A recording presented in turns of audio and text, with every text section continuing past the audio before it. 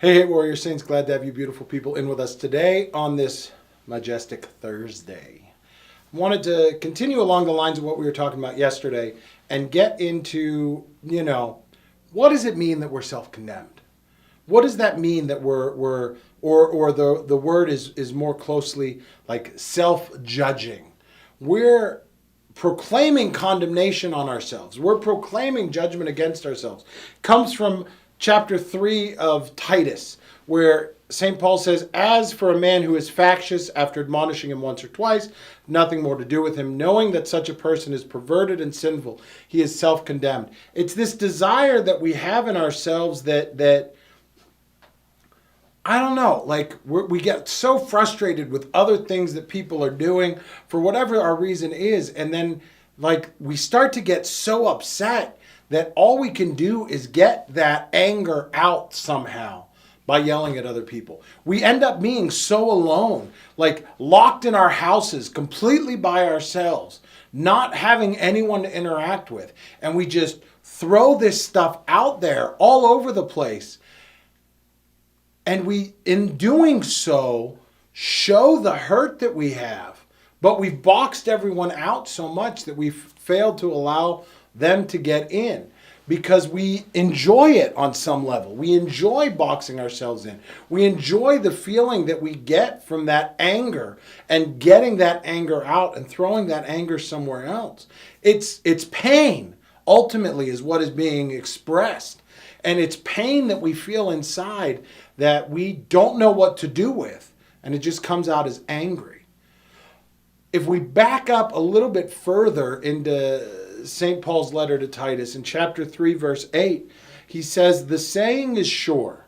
I desire you to insist on these things." He had given a whole list of attributes of what a leader in the church should be, so that those who have believed in God may be careful to apply themselves to good deeds. These are excellent and profitable to men. These attributes that he lists, and I encourage you to read the entirety of Titus. It's short. It's 3 chapters total.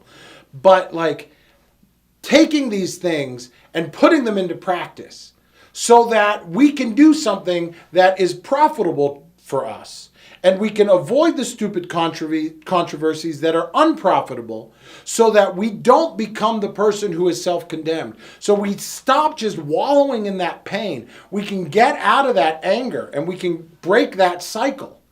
But I got to tell you, it's hard and it takes a lot of work. But everything that Christ is teaching is hard. All of those commandments of God are hard. And Christ says it so beautifully towards the end of the Sermon on the Mount in Matthew chapter 7, verses 13 and 14. He reminds us, "Enter by the narrow gate, for the gate is wide and the way is easy that leads to destruction. And those who enter by it are many. For the gate is narrow and the way is hard that leads to life, and those who find it are few." If you're finding that going by the wide gate, doing things the way that everyone else is doing, is leading you to being frustrated, is leading to you feeling like you're living in a life of destruction, and you want to break free from that, you want to start doing the work that you need to so that you can enter by the narrow gate, which is difficult, which is hard to do, but it leads unto life, we're here for you. We want to help you get through that pain. We want to help you get out of that destruction, out of those feelings. And we've got some products that we've designed so that you can put them into place in your life. You can get out there and you can be the man that God who has created you to be, not someone that is just sitting around being self-condemned, wallowing in their own pain. Visit us, warriorsaints.org. Come along with us as we fight on the way of the warrior saint.